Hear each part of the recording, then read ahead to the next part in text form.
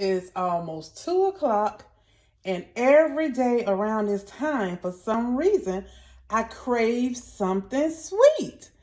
So with that being said, I want to introduce these Rip Van Wafels, these minis, to you all. One of my sons, not my blood son, but a son of mine, you guys, told me about these. I ordered them online from Amazon, and I love, love, love, love, love these. One of those waffles, you guys, 1 gram of sugar, 2 grams of fiber, 34 calories, and 4 carbs. Yes, yes, yes. You can't beat that, but I'm going to try one so y'all can see firsthand how it tastes and how it looks. So this is what it looked like, you guys.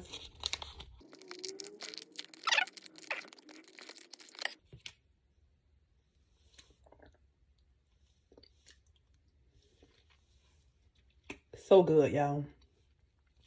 So good.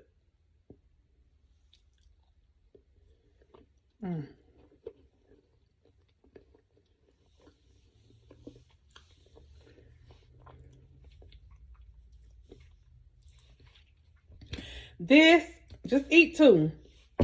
It'll take that sweet tooth and kill it.